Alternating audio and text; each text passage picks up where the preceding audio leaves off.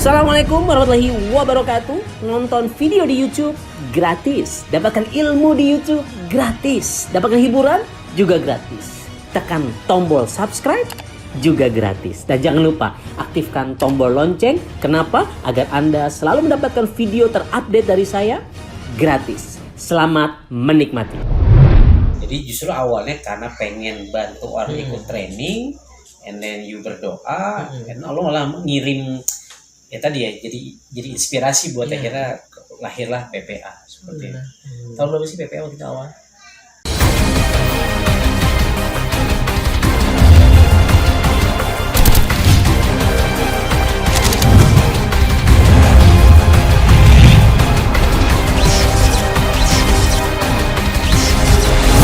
Assalamualaikum warahmatullahi wabarakatuh. Kembali bersama saya Andi Your Amazing Mentor di channel saya Nanda Amazing Mentor. Dan hari ini sebelumnya lanjut, jangan lupa subscribe ya gak? Like, comment, and share.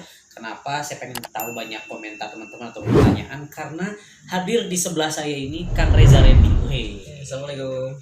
Waalaikumsalam. Jadi saya punya banyak guru, saya punya banyak mentor. Salah satunya adalah Kang Reza Randy. Mungkin teman-teman sudah tahu ada sebuah buku, bahkan pelatihan ya, alumni sudah 50.000 ya kayaknya. 85.000 Masya Allah, di seluruh Indonesia, di berbagai, ada 3 negara. Ada Malaysia, Singapura, luar biasa.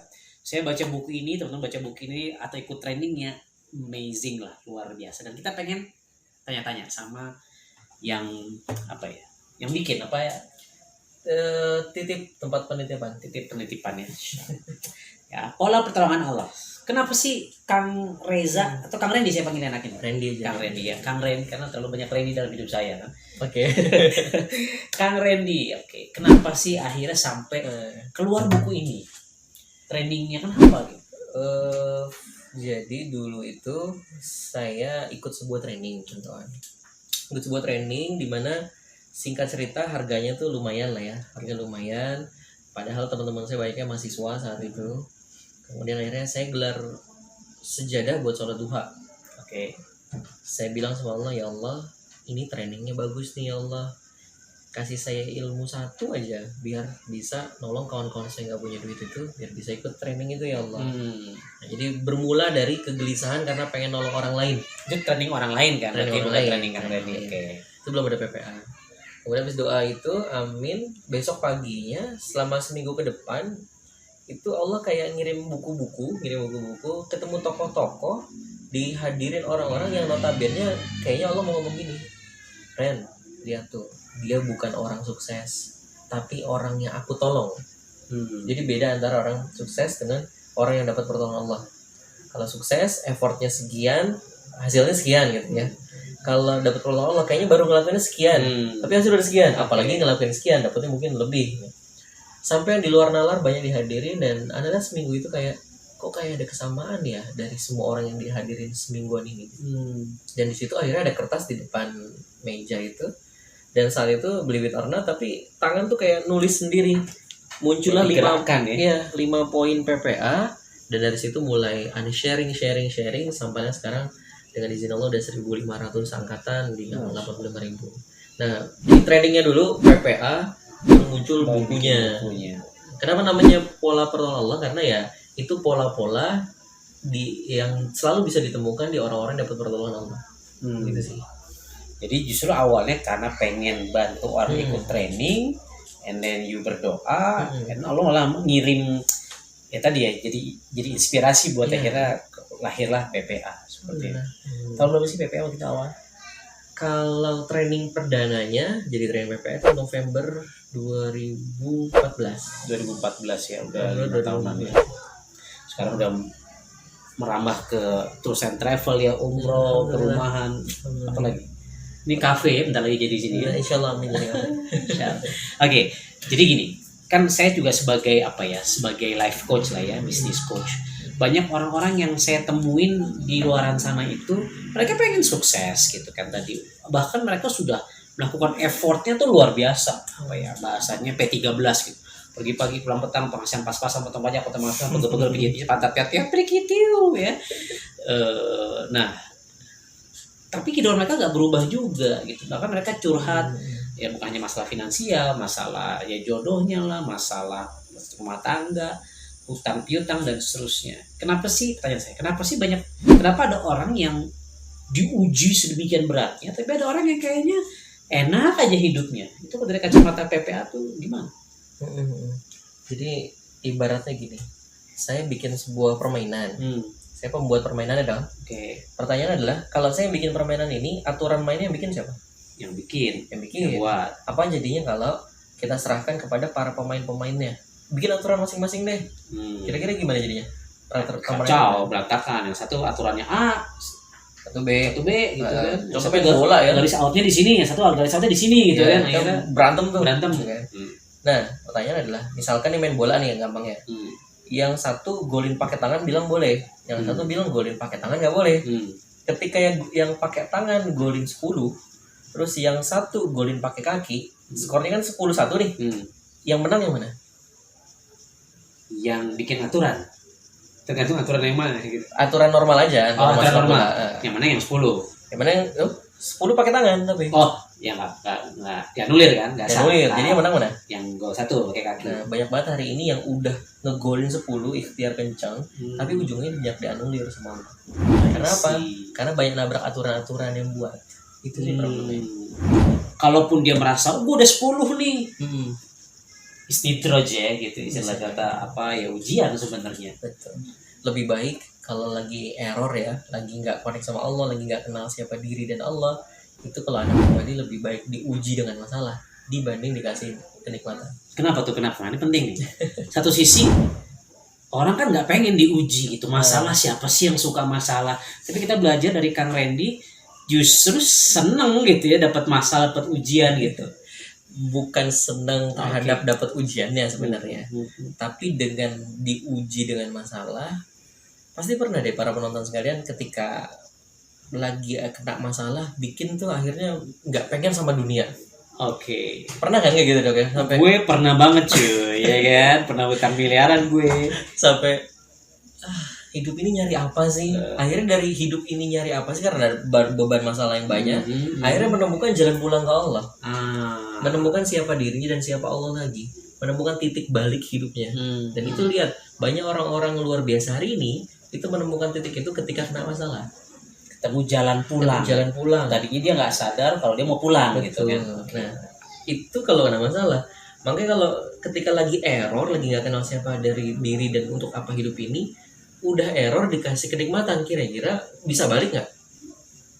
Lupa biasanya. Makin merasa gue udah benar kan gitu ya. Gue udah benar jalanin hidup, makin nggak bisa mau jalan pulang. Maka tanda disayang Allah salah satunya adalah dikasih masalah itu biar dia balik. Malah tanda nggak disayang bisa jadi dibiarin aja. Silahkan nikmatin semua. Allah udah nggak peduli sama dia. Jadi ya benar ya, istilah kata diuji nih.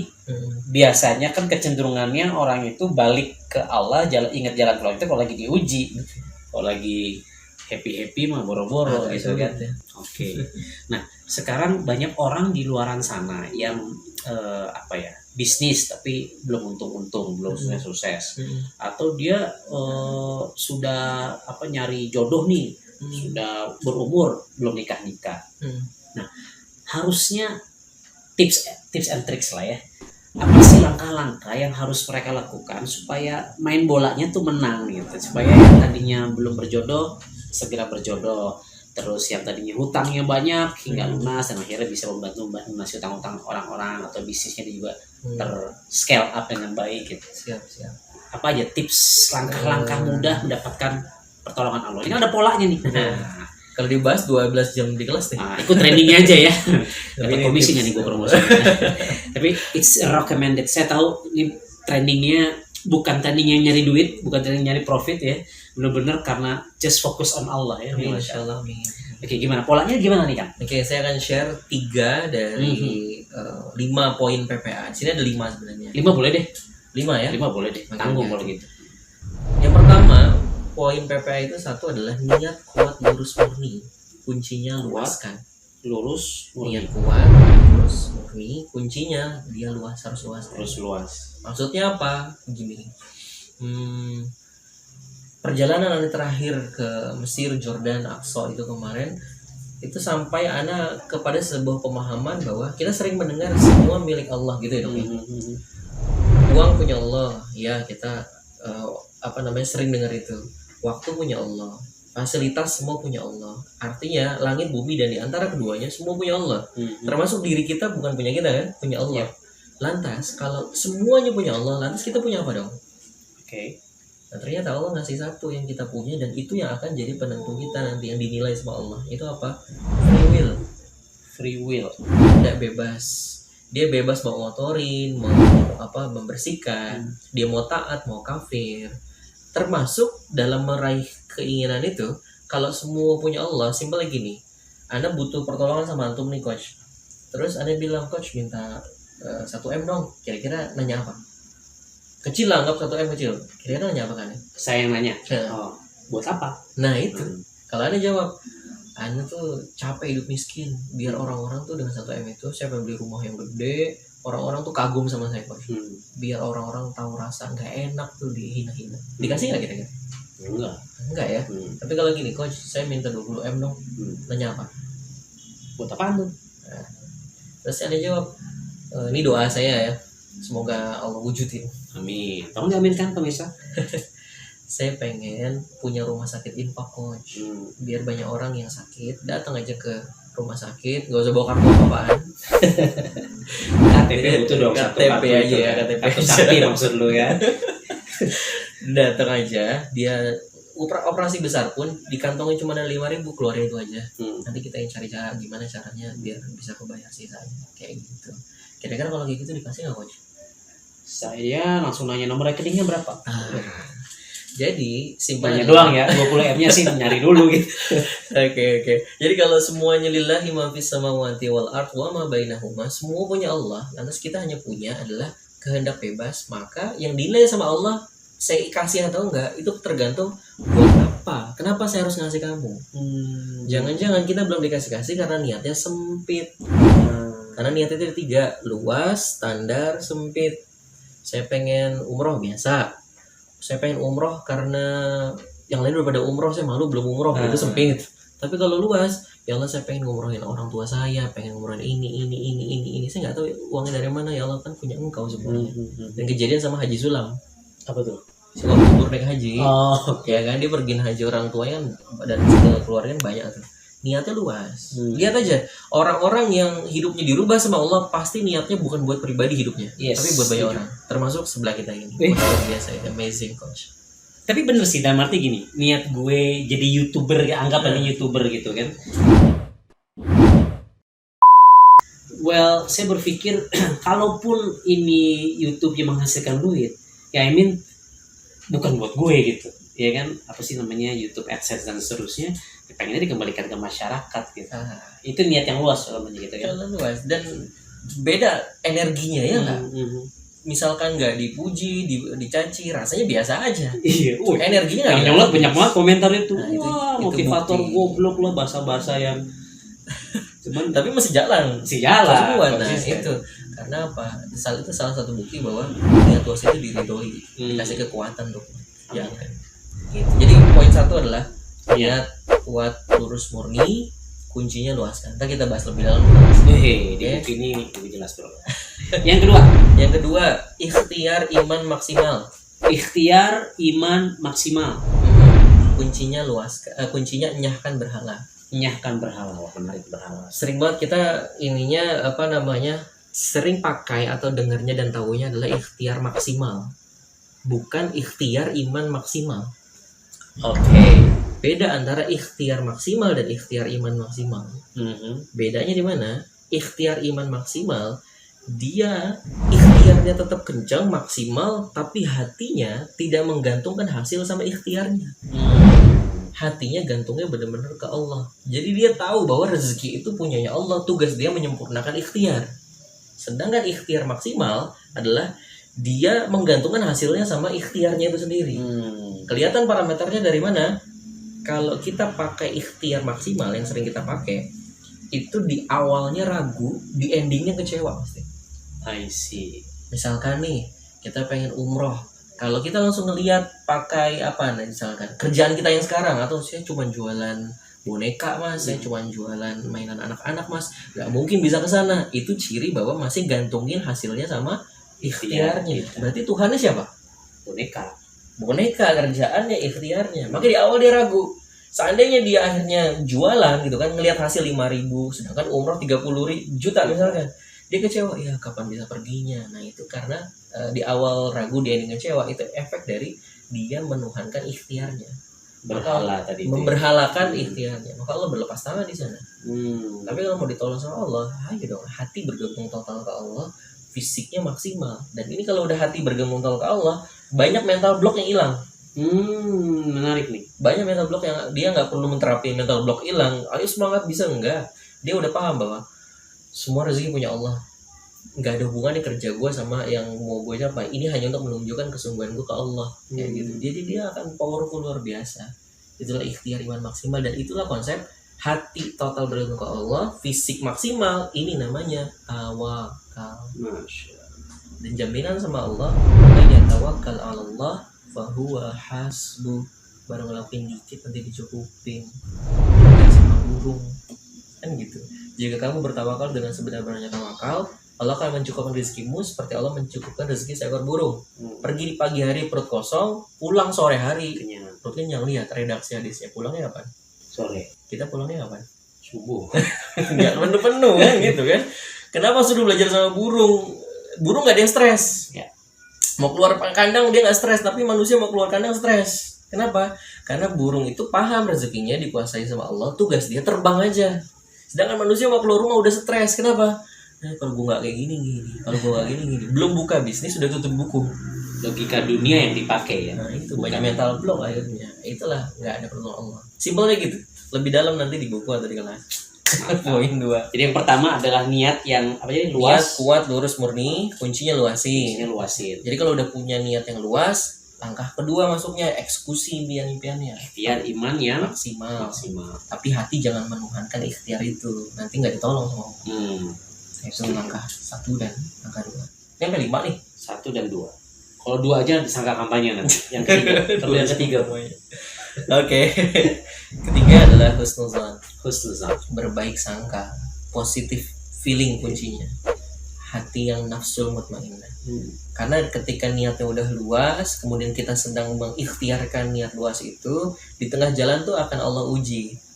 Ini dia yakin ke aku. Aku kasih gini gimana? Kadang-kadang untuk menuju impian kita itu nggak kita settingnya begini, kita pikir jalan hanya itu. Ternyata sama Allah belok ke sini dulu ya, belok ke sini, nanti ketemunya di sini. Nah kalau kita udah dibelokin ke sini dan kita nggak husnuzon, nggak sampai ke sini nanti.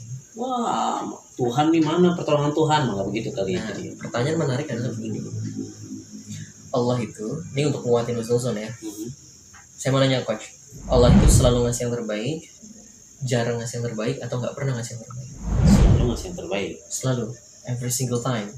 Semua hal ya. Nah pertanyaan saya sekarang, kalau semua penonton juga bilang semua yang terbaik mas dari Allah, pertanyaan adalah, jadi ada nggak yang namanya masalah dan musibah? Nggak ada. Artinya nggak ada. Kan semua datang dari Allah yang terbaik. Masalahnya adalah kenapa jadi masalah musibah? Karena kita pakai kacamata yang nafsu kita. Ketika nggak sesuai dengan nafsu kita, keinginan kita bilangnya ini masalah dan musibah. Padahal itu semua dari Allah yang terbaik. Kita nggak tahu rencana Allah kayak gimana. Nah itulah simpelnya kita husnuzon ya, positive feeling. Nah, bukan positive thinking. Bukan. Lebih positive feeling. Nah nanti diajarin di kelas kunci husnuzon itu apa, sehingga punya pemahaman yang kayak gitu. Simpelnya gitu. Mantap. Waduh. Jadi pengen ikut trainingnya kan pasti. Yang keempat. Yang keempat total grateful. Total grateful. Bersyukur secara total. Yang nggak total tuh yang gimana? Anda merasa kalau masih ayo syukur nanti ditambahin, walaupun Allah janji gitu ya. Tapi kalau bersyukur hanya untuk minta ditambah, dan masih ada tendensi mungkin di situ. Jadi syukur aja untuk semua hal. Itu sih Anda berpikir. Nah, cara untuk bisa bersyukur dengan total kumaha kan kayak gitu ya. Sekarang gini, coach tangannya gini kan. Kiri kanan. Kanan. Di tangannya ada apa? Ada ada kulit, ada pembuluh darah. Kosong ya bahasanya, Kosong. di atasnya kosong. Ini nggak ada Dokter dia analisa ya. nggak ada rekayasa skenario soalnya ini skrip nggak tahu mau apa kita. Ada yang mau ngasih iPhone aneh nih Oh, buat siap. antum. Alhamdulillah. Nih, tuh belum dikasih aja udah alhamdulillah. Oh iya. Ya kan? Ya masa innalillah. Nah, tapi aneh serius. Ini aneh lagi pengen ngasih yang buat antum. Serius bawa pulang ya buat antum. Alhamdulillah. Tuh, langsung bersyukur ya. Nah, sekarang gini, ada syarat tapi dok. Oh, Ada di rumah tuh sering ngoleksi barang-barang antik. oke. Jadi aneh cuma mintain aja nggak mahal kok. Kelingkingnya satu aja. Tukar sama iPhone. Gimana? Boleh? Boleh. Serius. Ntar ambil gunting langsung dari motor. Wah, nggak mau dong. Kurang apa kurang? Hah? Mau dihargain berapa jadinya? Ini ya 2 iPhone lah. Loh. Ya ini priceless lah, ini nggak ada harganya. 500 kalau dia bilang mau bayar 500 juta kira-kira berapa? Enggak lah. Nggak bayar ya? Lebih mahal ya? 1M mikir sih. Nah, pertanyaan satu MD. Tergantung kebutuhan ya gitu. Nah, pertanyaan adalah kenapa sangat mudah mensyukuri yang lebih murah, tapi sulit mensyukuri yang lebih mahal? Kita sering ketika dikasih barang gitu langsung, alhamdulillah. Tapi yang ini kok susah banget disyukurin. Kenapa kira-kira?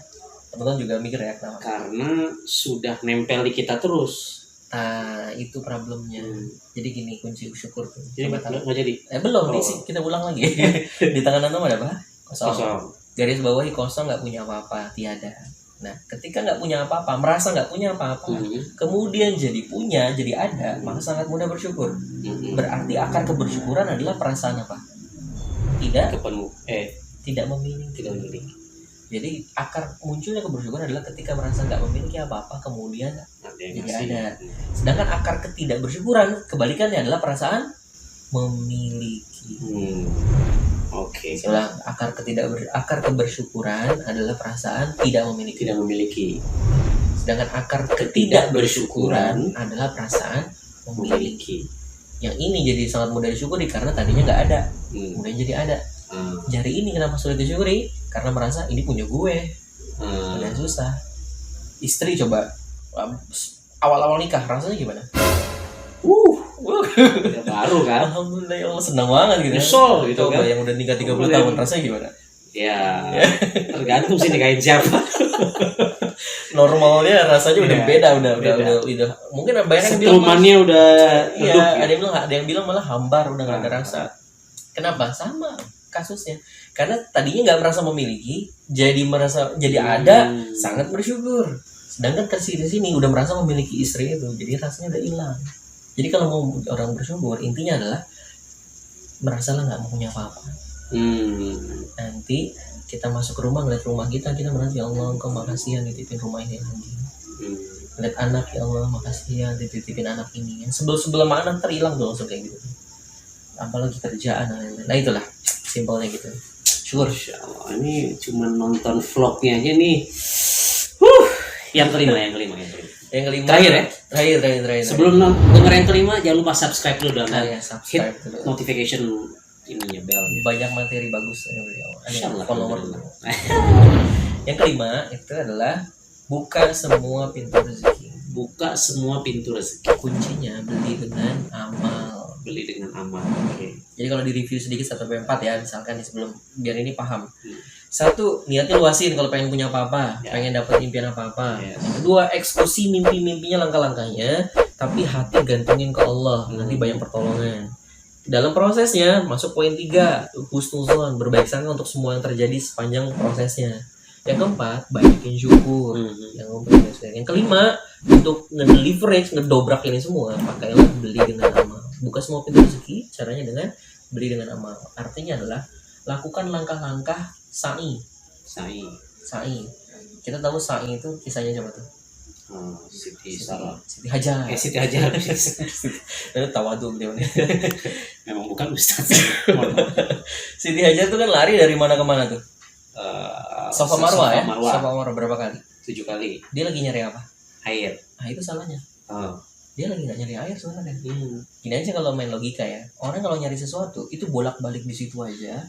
Atau ketika sekali udah jalan, 2 kali udah balik, dia ke tempat lain. Ya, tempat lain.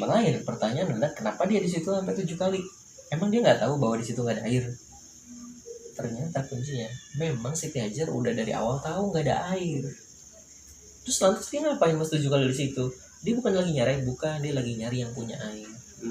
Dia lagi menunjukkan kesungguhannya ke Allah bahwa ya Allah, hamba tetap bergerak semaksimal hamba ya Allah. Untuk apa? Agar engkau melihat hamba caper sama Allah, biar dilihat dengan amalan-amalan tetap bergeraknya itu. Akhirnya keluarnya Zam-Zam tuh dari kakinya Nabi Ismail. Dan tempat keluarnya itu bukan di jalur Safa Marwah, tapi di tempat lain antara Safa dan Ka'bah. Itu artinya apa? Kadang kita ngerjainnya di sini, keluarin dari tempat lain, tapi Allah berkehendak keluarin dari tempat lain dengan syarat kita ngerjain yang di sini. Artinya bersailah. Maka Zam-Zam hari ini kita punya Zam-Zam kita yang lagi kita rindukan masing-masing. Jodoh, utang lunas, karir, sama-sama sehat dan lain-lain. Maka jangan nungguin Zam-Zamnya keluar kapan yang pertolongan Allah datang. No, bergeraklah dengan iman tadi. Bayar dengan amal apa, tunjukin saya mau tiap Jumat bagi-bagi nasi bungkus lah ya Allah, semoga engkau melihat saya ya Allah ya lagi butuh pertolongan gitu, simpelkan gitu. Terharu saya. Jadi simpulannya 1, 2, 3, 4, 5.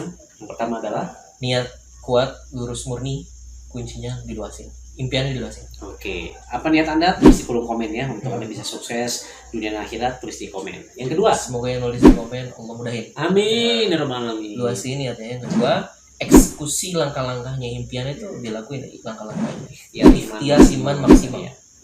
Kuncinya jangan ke hati, percaya ke ikhtiarnya, tapi apa? Oke, ikhtiar apa yang Anda akan lakukan dengan menggantungkan diri kepada Allah ya untuk mewujudkan niat Anda tadi, tulis di kolom komen. Yang ketiga, husnuzon. Jaga prasangka baiknya ke Allah. Kuncinya adalah pahami bahwa semua itu yang terbaik dari Allah. Masya Allah. Teman-teman, kalau punya tips and tricks bisa saling berbagi. Bagaimana sih caranya teman-teman supaya tetap husnuzon? Tulis di kolom komen. Yang keempat, total grateful. Bersyukur secara total. Kuncinya adalah merasa nggak memiliki apa-apa, maka semua yang hadir nanti sangat muncul syukurnya tinggi insya Allah. Dan itu daya dobrak buat impian yang bagus. Oke, tulis hal-hal apa yang sudah Anda syukuri. Nah, tadi ada yang menarik supaya terinstall lagi. Akar kesyukuran adalah ketika akar kebersyukuran adalah perasaan tidak memiliki. Nah, akar ketidaksyukuran adalah perasaan memiliki. Oke, jadi pulang setelah nonton video ini, milikilah perasaan tidak memiliki apapun, bahwa ini semua milik Allah SWT. Yang kelima, bro, buka semua pintu rezeki. Artinya rayu Allah dengan amalan-amalan Anda. Lakukan, tunjukkan amalan-amalan Anda buat ngundang pertolongan Allah. Caper ya, satu-satunya caper yang boleh kayaknya sama sang pemberi perhatian sejati. Alhamdulillah, terima kasih jazakallah khair atas ilmu sharingnya dan mudah-mudahan menjadi amal jariah buat kami Reza Randy. Yang pasti kalau teman-teman belum baca buku ini, this is a very very highly recommended book ya, dan trainingnya amazing lah ya. Nanti kita akan bikin ya buat sahabat-sahabat Amazing Mentor training baru Kang Reza Randy. Amin. Oke, thank you banget, mudah-mudahan informasi bermanfaat. Kalau Anda merasakan manfaat yang luar biasa dari video-video seperti ini, ya dukung terus kami memproduksi film-film video-video seperti ini dengan like, comment, and share, dan jangan lupa subscribe. Oke, follow akun beliau juga, apa Instagramnya? Reza Randy ya. Tulisannya REZHA.